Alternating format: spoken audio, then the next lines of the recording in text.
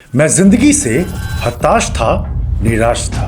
बहुत बार मुझसे कहा गया कि तू चिंता क्यों करता है, खुद से प्यार करना सीख ले, सब कुछ बदल जाएगा। और मैंने बिल्कुल वैसा ही किया। पर यह प्यार वक्त के साथ इतना ज्यादा गहरा होने लगा कि लोग अब मुझसे दूर जाने लगे, ये कहकर कि तू हद से ज्यादा स्वयं मोही, आत्ममुग्ध यानी कि नार्सिसिस्ट बन गया है।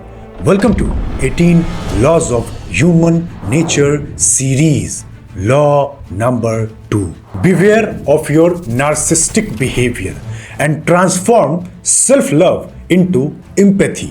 मतलब कि अपने आत्ममुक्त व्यवहार के प्रति सावधान रहें और इसे सहानुभूति में बदलें। इस लॉ के थ्रू मैं आपको ये समझाऊंगा कि आप रियल दुनिया में बहुत ऐसे नार्सिसिस्टिक लोगों से मिलोगे या फिर आपके अंदर वो टेंडेंसी है जिसकी वजह से आपके रिश्ते, आपकी चीजें, आपका ग्रोथ, सक्सेस, मनी, पावर टलता चला जाएगा।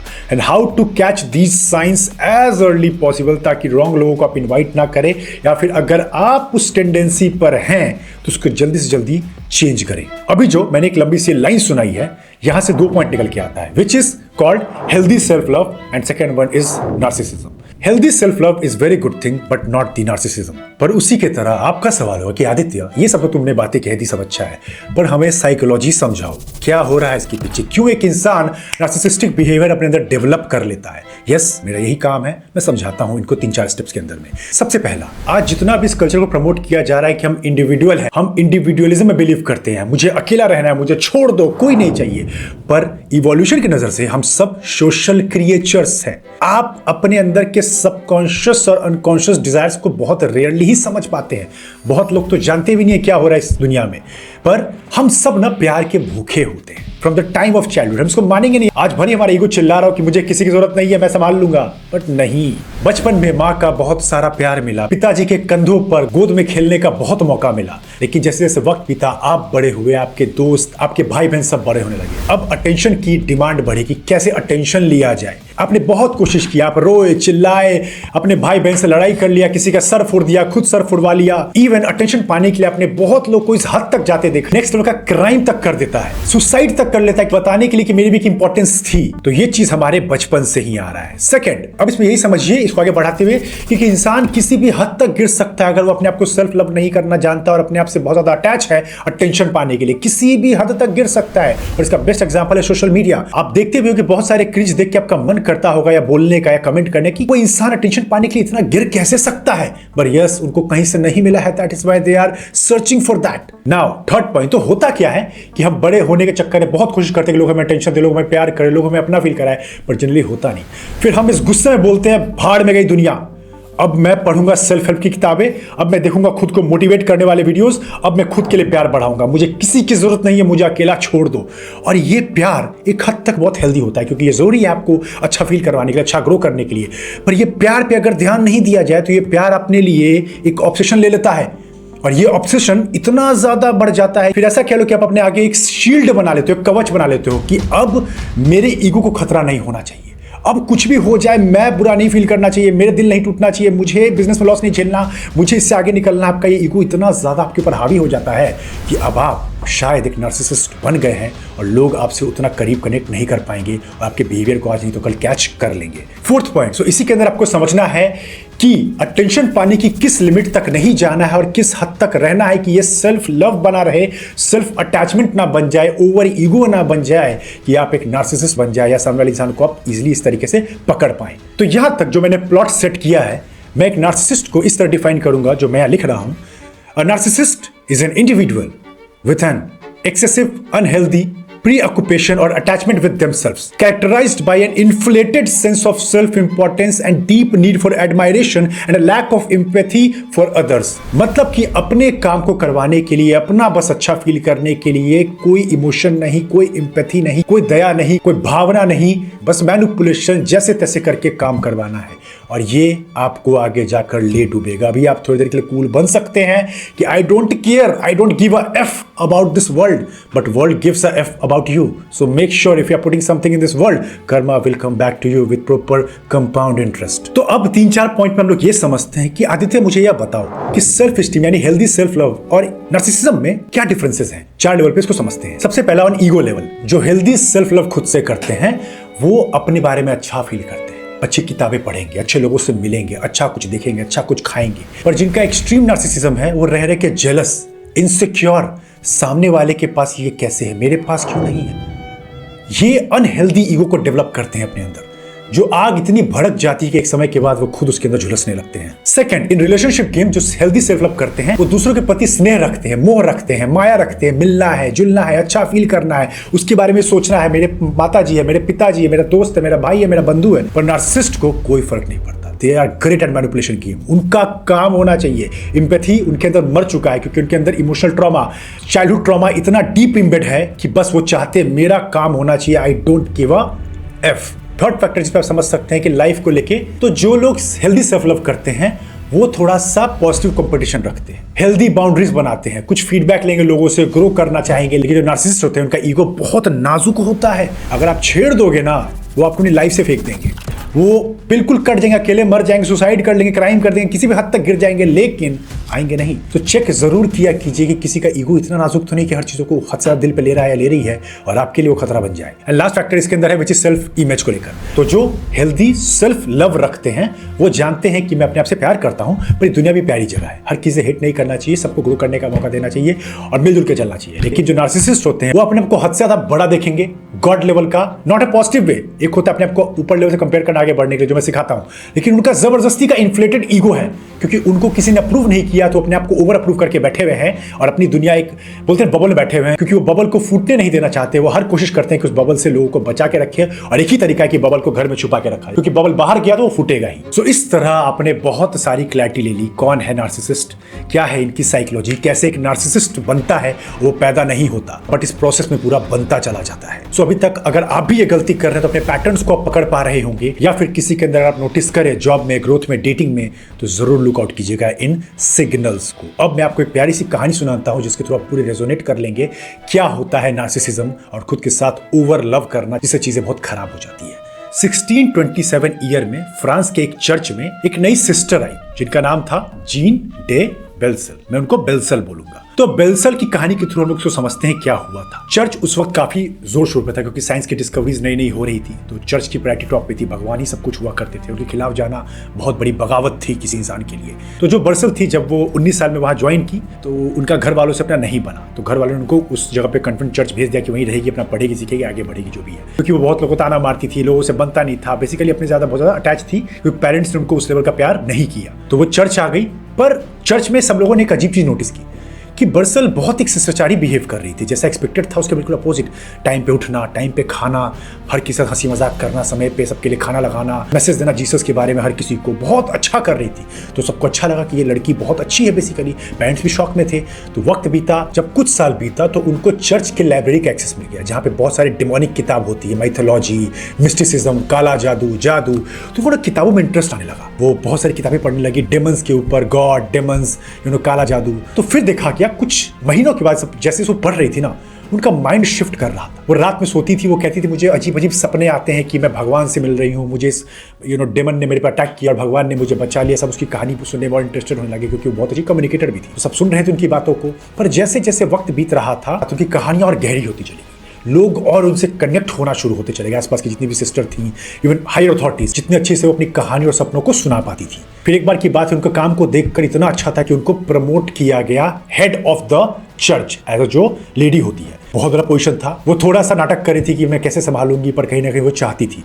तो इतने कम उम्र में वो टॉप पोजीशन पे आ चुकी थी अपने इन बिहेवियर्स के थ्रू। फिर एक बार की बात है, उन्होंने एक डायरेक्टर को अप्रोच किया जिनसे वो कहीं ना कहीं अटैच थी, मतलब अट्रैक्टिव थे वो, पर उन्होंने मना कर दिया। तो अब वो घुमा फिरा के उनकी ईगो को शायद बुरा लग गया। तो वक्त बीत रहा था, उन्होंने डायरेक्ट अटैक नहीं किया उसके ऊपर, जो डायरेक्टर थे, तो वक्त जैसे जैसे बीता वो एक बहाना बनाना शुरू कर दी कि मुझे बहुत सारे सपने आते हैं कि डायरेक्टर जो इस चर्च से थोड़ा दूर पे रहता है वो थोड़ा क्रूएल है, वो लड़कियों के साथ गलत काम करता है।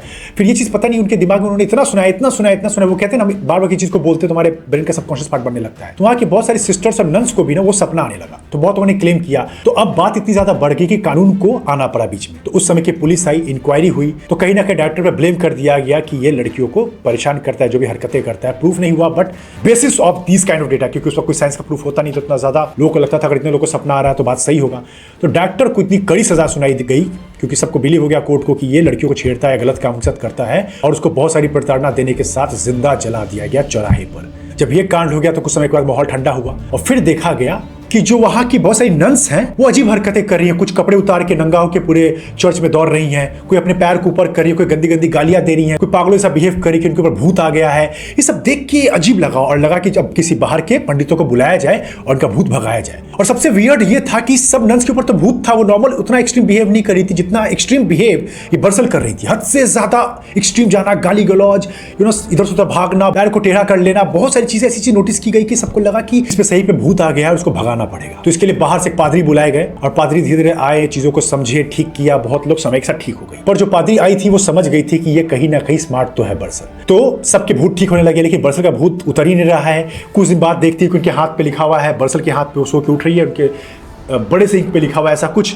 Jesus want to meet me. कुछ दिन बाद कोई और भगवान का नाम लिखा जा रहा है। तो वो बोलती थी कि मेरे से भगवान मिलते हैं, मैं भगवान की अवतार हूँ। जो भी चीजें हो रखी थी सब बहुत समझ नहीं पाती हो क्या है, लेकिन कहीं ना कहीं वो पादरी समझ रही थी। फिर एक रात की घटना है कि बरसल के शर्ट पे, कमीज पर बहुत सारे बूंद देखे गए तेल के, और उन्होंने कहा कि जीसस या भगवान जो भी आए थे उन्होंने खुद उनकी मसाज की, उनके साथ बैठे, बात की, बहुत सारी चीज़ों के थ्रू ना। उस समय उतना कुछ लॉजिकल रीजनिंग उतनी होती नहीं थी, तो लोग बिलीव कर रहे थे, पर पादरी वहाँ से सब कुछ समझ रही थी। पर जैसे जैसे वक्त बीता और पादरी तो समझ गई थी, तो कहा कि उनसे बात करके, कन्वर्सेशन करके चीज़ों को कम किया, ये कंप्लीटली रुका। ये सब करते करते 30-32 साल की वो हो गई थी बरसल। फिर सडनली बरसल बोलती है कि अब मैंने बहुत चीज़ें मेरे साथ हुई हैं, मैं इसके ऊपर फ्रांस के लोगों को बताना चाहती हूँ, एक बुक लिखना चाहती हूँ, एक टूर करना चाहती हूँ। तो सब मान गए और वो रिक्वेस्ट की पादरी से कि आप मेरे साथ चलिए। तो ये टूर बहुत बड़ा हुआ, सब कुछ अच्छा हुआ, और इस प्रोसेस में उनकी पोल बहुत सारे खुले, पर वो जिस तरह अपने आपको पोर्ट्रे कर पाई, बहुत कम लोग उनको पकड़ पाए। तो ये कहानी में आप 2-3 चीजें नोटिस करोगे कि यहाँ पर बरसल ओवर अटैच थी अपने साथ। जब उन्होंने देखा कि उनको अटेंशन घर से नहीं मिल रहा है तो वहां पे आ गई। जब चर्च में उनको अटेंशन शुरू में नहीं मिला तो बहुत ज्यादा शिष्टाचारी बन गई। जब और ज्यादा अटेंशन नहीं मिला कुछ वक्त के बाद, क्योंकि जो लोग नार्सिसिस्ट होते हैं, वक्त बीतता है, इनका अटेंशन कम होता है, फिर कुछ हरकतें करते हैं कि मैं बना रहूं या बनी रहूं। तो वो हरकत मैटर नहीं करता कितनी भी गिरी हुई है, कितनी भी अच्छी है, बस वो हरकत होनी चाहिए। फिर बरसल ने भूत आने का नाटक किया, डायरेक्टर को मरवा दिया, इंक कमीज पे गिरवा लिया, हाथ पे भगवान के कुछ लिखे हुए बातें दिखाई। ये सब चीजें दिखा रहा था कि वो हद से ज्यादा अटैच थी। इसी वजह से उनकी कभी ना शादी हो पाई, ना चीजें उतनी अच्छी चल पाई। तो यहां पर यही आपको सीखने को मिलता है कि एक नार्सिसिस्ट इतना हद कर देते हैं कि जब तक उनकी चीजें पता ना चले, और पता चलता है तो ऑलरेडी देर हो जाता, तब तक वो बहुत सारी चीजें कर जाते हैं। क्योंकि वो ना मास्क बदलने में बहुत एक्सपर्ट होते हैं। वो अटेंशन पाने के लिए आप अपने आसपास अभी जाके देखोगे ना, आपको मिल जाएंगे ऐसे लोग। तो बस बच के रहना, क्योंकि इनके चंगल में आप फंस गए ना तो आपको किस तरह घुमा कर फंसाएंगे कि आप भी अपनी लाइफ खराब कर लोगे इनके साथ, specially in relationship and dating and marriage. Rebels आगे बढ़ने से पहले आप लोग के लिए रेबल्स यूनिवर्सिटी पे 9 के 9 वर्कशॉप्स लाइव हो चुके हैं। आपको चाहे इंसानी दिमाग को डिटेल लेवल पे समझना हो, चाहे अपना पहला लाख कमाना हो, चाहे कम्युनिकेशन की टॉप क्लास मास्टरी करनी हो विद बॉडी लैंग्वेज रीडिंग, चाहे सोशल मीडिया पे वायरल जाना हो, चाहे अपना डेंजरस वर्जन एक्सप्लोर करना हो, ट्रू सिग्मा मैन बनना हो, हर तरीके से डेटिंग की मास्टरी करनी हो, सब कुछ लाइव हो चुका है। जाके एनरोल कीजिए, कॉम्बोज पे आपको और ऑफर मिल जाएंगे। मैं कुछ प्राइस बैरियर लगाता हूँ क्योंकि मैं सीरियस लोग को इन्वाइट करना चाहता हूँ। मेरी टीम आपकी हेल्प कर देगी। आप यहाँ पे व्हाट्सअप करवा सकते हैं 9453151192। और जिनको भी मेरे साथ 1-on-1 बैठना है कि आदित्य मैं डाउट कुछ पर्सनल है, मैं थोड़ा शाई हूँ, उसके लिए आप कॉल बुक कर सकते हैं, क्योंकि मेरा टाइम बहुत चीज़ों में ऑक्यूपाई रहता है। सो एक वक्त निकालना पड़ता है। तो आप बुक कर लोगे तो आपको टाइम और डेट शेयर कर दिया जाएगा। साथ में आप अगर रेबल्स यूनिवर्सिटी अकेडमी ज्वाइन करोगे तो ज्यादा ऑफर मिलेगा। सो जाइए, पूरा फायदा उठाइए। आप लोग के लिए टॉप क्लास चीजें बन रही हैं।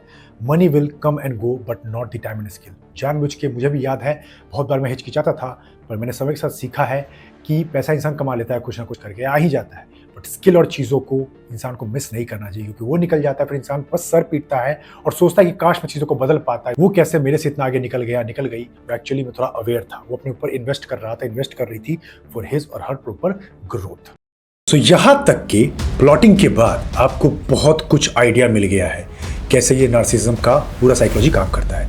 अब आपका सवाल उठ सकता है, जो कि क्वाइट कॉमन है, कि आदित्य, मैं ऐसे लोग को पहचानूं कैसे? डेफिनेटली हर इंसान इस दुनिया में कुछ सटल साइंस, कुछ माइक्रो जेस्चर्स, कुछ वर्डिंग्स, कुछ हैंड मूवमेंट्स, फेशियल एक्सप्रेशंस के थ्रू, कुछ ना कुछ के थ्रू वो बताते हैं अपने कैरेक्टर फ्लॉज के थ्रू भी कि उनके अंदर कुछ कमी है।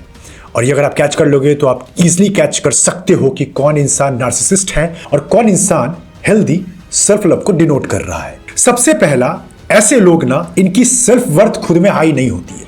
ये लोग खुद में कंप्लीट नहीं। और याद रखिए, सिगमंड फ्रॉइड एक ग्रेट साइकोएनालिस्ट हुए 19th सेंचुरी में। उन्होंने इसके बारे में एक वर्ड यूज किया है विच इज कॉल्ड प्रोजेक्शन। जो चीज हमारे अंदर कमी होती है ना, वो हम बाहरी दुनिया में प्रोजेक्ट करते हैं। कोई इंसान खुद बहुत कंजूस होगा ना, तो दुनिया को कंजूस बोलेगा, ये सरकार ऐसी है, पापा मेरे पैसा नहीं खर्च करते, कोई मेरी हेल्प नहीं करता। Similarly with this kind of people, ऐसे लोग की खुद की सेल्फ वर्थ कम होती है, तो बाहर लोगों पे गुस्सा निकालना, बेमतलब का चिढ़ना, हर जगह कोई बहाना करके अपने ऊपर अटेंशन लेने की हर कोशिश करते रहना। सेकंड, बहुत बार ऐसा होता है कि ऐसे लोग बहुत फिजिकली या फाइनेंशियली बहुत स्ट्रांग नहीं होते, तो फिर ऐसे केस में क्या होगा, वो कोऑपरेटिव मैकेनिज्म का सहारा लेते हैं। मतलब सिंपैथी के लिए हद से ज्यादा भीख मांगना, कभी कभी लगे कि मेरी वैल्यू कम हो रही है तो किसी तरीके के ट्रेंड को फॉलो करना जो कि एक्सेप्टेबल नहीं है, बट टू फील एक्सेप्टेबल, और जैसे तैसे अटेंशन रहने के लिए उनको करना पड़ जाता है। Some time they will show extreme anger, extreme jealousy, extreme insecurity. आपको लगेगा ये हेल्दी तो नहीं है, पर वो इस चीज को जस्टिफाई करने में बहुत स्मार्ट होते हैं। ये मत समझना कि वो खुल के बोलेंगे देखो मैं ऐसा हूं, हर चीज को रैशनलाइज बहुत स्मार्टली कर देंगे। इसलिए मैं कहता हूं कि हर इंसान इस दुनिया में वही बिलीव करना चाहता है जो वो बिलीव करना चाहता है। फिर से इस लाइन को सुनो, हर इंसान इस दुनिया में वही बिलीव करना चाहता है जो वो बिलीव करना चाहता है। सो इस दुनिया में कुछ भी सही गलत नहीं है, हर चीज को रैशनलाइज कर देगा। जो लोग आतंकवाद फैला रहे हैं वो आतंकवादी को भी सपोर्ट करते हैं, जो लोग अच्छी चीजों को फैला रहे हैं वो अच्छी चीजों को प्रमोट करते हैं। हर किसी के दिमाग में वो चीज जस्टिफाइड है, पर आपको पकड़ना पड़ेगा कि how much they are right और रॉन्ग। थर्ड वन, ये तो आप इजीली देख सकते हो, हर चीज ने इनको बहुत जल्दी ये पर्सनली ले लेते हैं। अगर कंपटीशन है, लेट्स से मार्केट में कोई बिजनेस रन करना चाहता हूं, तो एक हेल्दी कंपटीशन होता है कि सामने वाला अच्छा कर रहा है, मुझे भी उसे अच्छा करना है। एक है कि उनकी ईगो को हर चीज लगता है कि ईगो को चैलेंज किया जा रहा है, मैं अच्छा नहीं दिख रहा हूं, मुझे कुछ भी करके अच्छा दिखना है, मेरे पास बॉडी नहीं है, कुछ भी शॉर्टकट मार के बॉडी बनाने के लिए किसी भी हद तक गिर सकते हैं, पैसा नहीं है, गलत सलत रास्तों को लेकर पैसे कमाने के लिए किसी भी हद तक गिर सकते हैं। ये हर चीज को बहुत पर्सनल ले लेते हैं और हर चीज को रैशनलाइज कर देंगे कि मेरे दिल पे लगा, मेरे ईगो पे लग गया, पर ऐसा नहीं है। इनका ईगो बहुत नाजुक है एक्चुअली में। मतलब सोचो, अगर आप ऐसे इंसान को पकड़ सकते हो, आप इनके ईगो के साथ एक्चुअली में खेल सकते हो। मेरे आसपास ऐसे बहुत से लोग होते हैं जिनकी ईगो को मैं बहुत अपने अकॉर्डिंग संभालता हूं और जरूरत पड़ने पे उनकी ईगो को बहुत ज्यादा बूस्ट करता हूं, और तब देखता हूं कितना ज्यादा वो इमोशनल बिहेव कर रहे हैं, और फिर को कंट्रोल करना उतना आसान है। मैं एक लाइन बोलने जा रहा हूं, उसको सुनिए। जो इंसान जितना ज्यादा इमोशनल होगा ना, उसको कंट्रोल करना उतना ही आसान होगा। फिर से सुनो, आप इस चीज को आज मेरी बात को नहीं मानोगे, but passing of time you will understand it. जो इंसान जितना ज्यादा इमोशनल होगा, उसको कंट्रोल करना उतना आसान होगा। इसीलिए मैं कहता हूं कि अपने अवेयरनेस को बढ़ाइए, ओवर इमोशनल बिहेव मत कीजिए हर जगह। Over anger, over excitement, over happiness, over sadness, हर चीज का एक बैलेंस है इस दुनिया में। एंड फोर्थ वन, वही प्रोजेक्शन का एग्जाम्पल, चूंकि अंदर से कमी है तो इस चीज को वो पोर्ट्रे करने के लिए कभी कभी वो एक्सट्रीम सेल्फ कॉन्फिडेंस दिखाएंगे। आपको लगेगा भाई ये बंदे में क्या बात है, ये तो पूरी सेल्फ कॉन्फिडेंस की दुकान है। लेकिन हो सकता है बेचारी को मास्क पहनना पड़ रहा है, क्योंकि अंदर की दिल की खुशी वो हासिल नहीं कर पा रहा है। बट एक्सेप्टेंस चाहिए, तो नार्सिसिस्टिक बिहेवियर को जस्टिफाई करने के लिए एक्सट्रीम सेल्फ कॉन्फिडेंस का सहारा लिया जा रहा है। इवन आप एक और साइन का कैच कर सकते हैं इन रिलेशनशिप्स।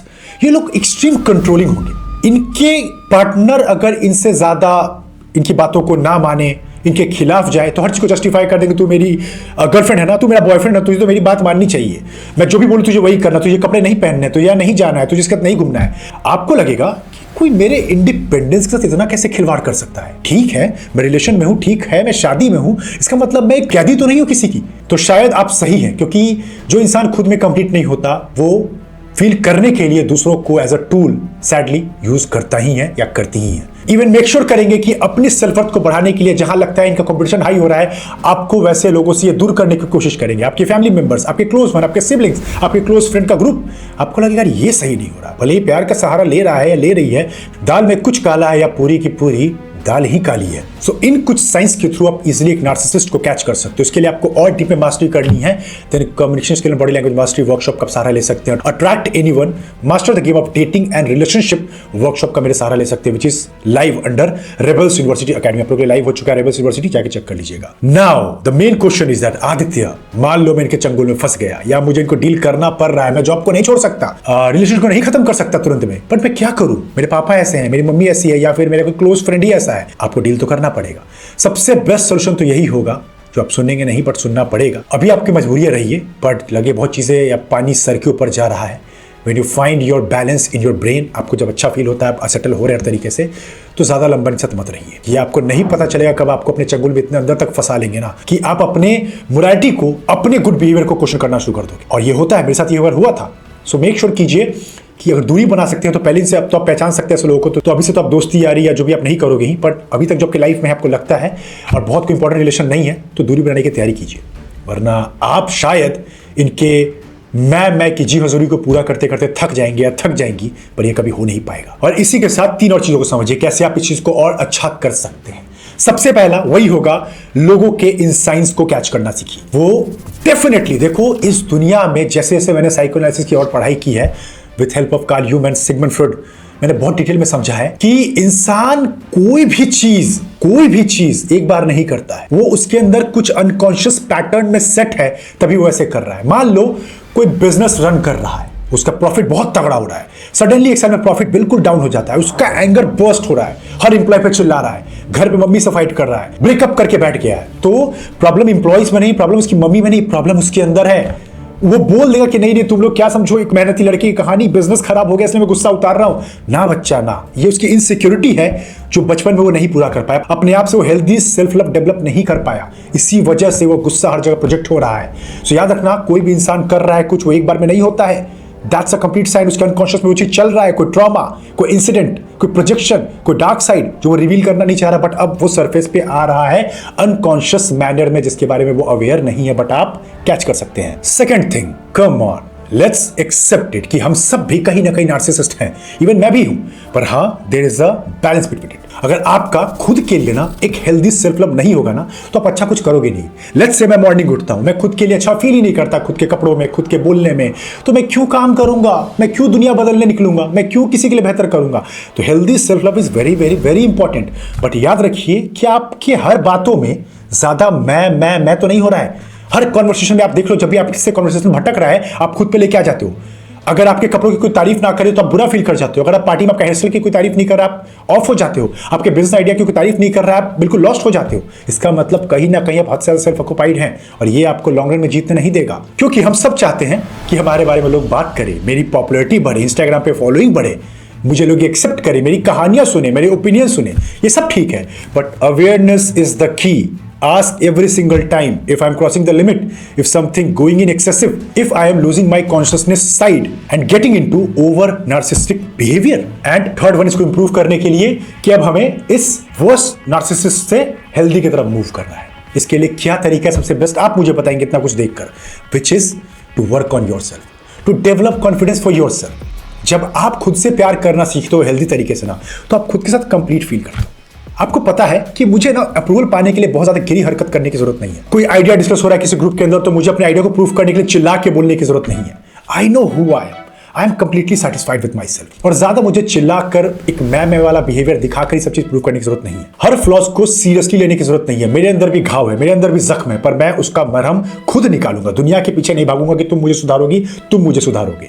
इवन मैं कभी कभी अपने ऊपर हंसता भी हूं, अपना मजाक भी बनाता हूं, लोगों को बनाने भी देता हूं, क्योंकि मैं एक इंसान हूं, मेरे अंदर कमी है, हम सब इस दुनिया से चले जाएंगे। ये जब होता है तो आपका ईगो ठंडा रहता है, नार्सिसिज्म आपके कंट्रोल में रहता है। And fourth and most effective way to develop this in a better way, which is ना, लोगों के टुवर्ड्स एम्पैथेटिक नेचर लाइए। आजकल आपके समाज ने आपको बहुत कुछ सिखा दिया, इंटरनेट ने आपको बहुत कुछ सिखा दिया कि दुनिया खराब जगह है, दूरी बना के रख, मत मिल लोगों से, अपना फायदा देख, बाहर में गई दुनिया।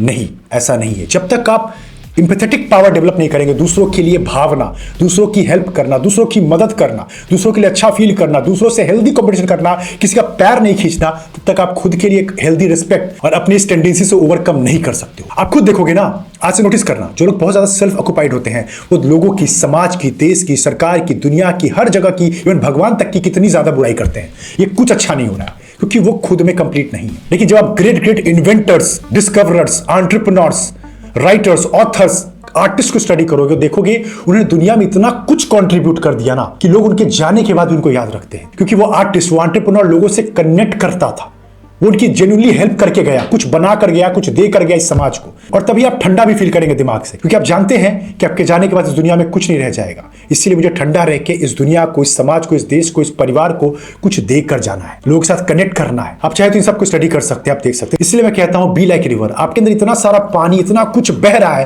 कि कोई एक मग, एक बाल्टी, एक टंकी कुछ निकाल भी ले, आपके अंदर कमी नहीं पड़ रही है। And this is called abundant mindset.